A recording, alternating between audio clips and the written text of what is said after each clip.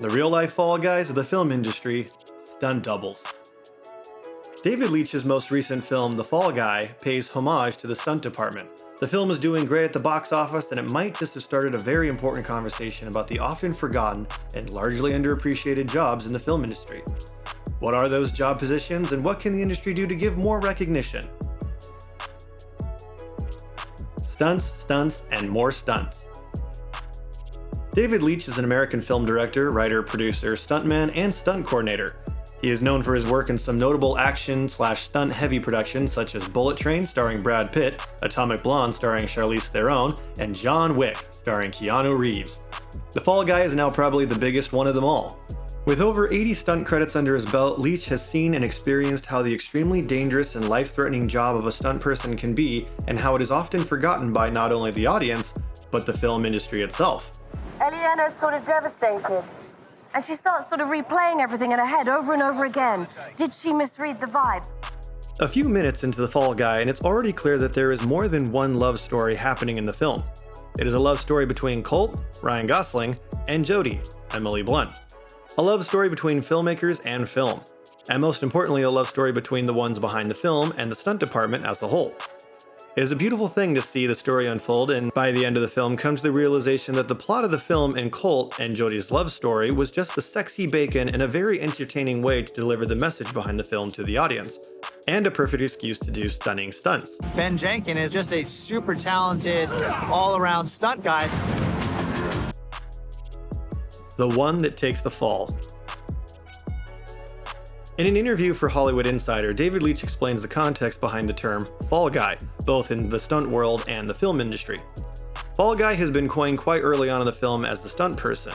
In the stunt world, the Fall Guy originally means the guy that steps in and takes the fall, somebody who takes the hits. The entire concept of a stunt person is for them to never be noticed in the project they are in. They are supposed to camouflage as the character they are playing and the actor they are performing the stunts for. They must look as similar to the actor and character they are playing as possible. This includes being the same height and having similar facial features, hair, makeup, and wardrobe. Ha! You a stuntman, please? I am. Did you see those mummy movies? I'm in them more than Brendan Fraser is. The goal is that no audience member will be able to tell if the body doing the stunts is the actor or the stunt person. They will have done a good job when they are not noticed or recognized on screen. In order to create the illusion and maintain the suspension of disbelief, sometimes it means that some jobs must be seamlessly invisible to the audience. This is true for jobs such as Foley artists, script supervisors, sound designer, boom operator, colorist, and editors. This shouldn't have to mean that those jobs are less important or not worthy of commendation.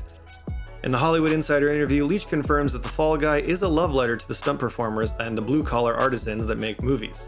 No matter one's job title or position in the making of a show or a movie, each one of those jobs helped get the project done, and they all deserve praise for it. In the stunt world, it's the guy that takes the hits. It's the guy that steps in and takes the fall, the guy that falls off the horse, the guy that falls off the bike, the guy that falls... Is recognition and appreciation too much to ask? For almost a century now, the most important award show of the film industry, the Academy Awards, has been held annually in what is now formally known as award season, which is the season people in both film and television get the recognition and plaudit they deserve.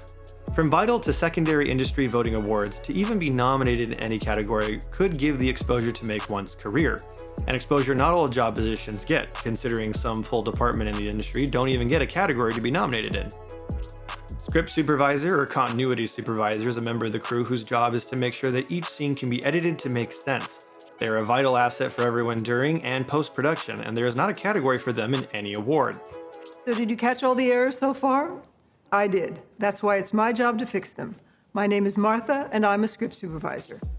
Foley artists are a part of the sound department, and their job is to devise and record the everyday sounds heard in shows and films using an arsenal of props. They are responsible for making the sound in the project feel real and sell us the world. They are fundamental in selling us the world of the story, and yet there's no category for them except the best sound category that is supposed to represent the sound department as a whole. The first assistant director, first AD, is the director's right-hand person on a production, in charge of managing the cast and crew and the one responsible for the logistics of running the set. Without the first assistant director, there would simply be no production, and yet first ADs are not even given a category, when they should be getting all the medals for their incredibly taxing job. Guys, everyone, listen up.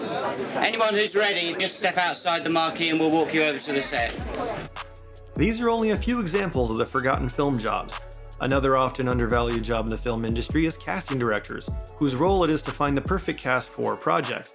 Have you ever thought to yourself, are these people related? Because I would have believed it if they were. Or, she looks exactly like the real, insert character name. Have you ever thought a cast ensemble was so good everyone deserved to get an award for being the perfect ensemble? All of that is a testament of a good casting director.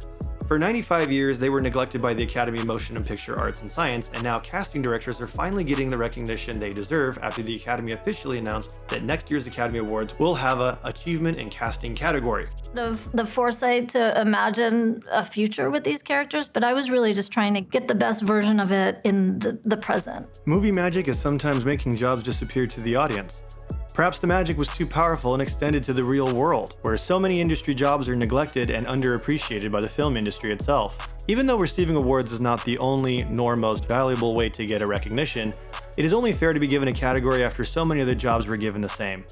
Casting directors are no longer the fall guys of the industry. They made it in, and now one can only hope that the other category list jobs from the stunt department to script supervisor will make the cut eventually. Let us hope we won't have to wait almost a century for that to happen.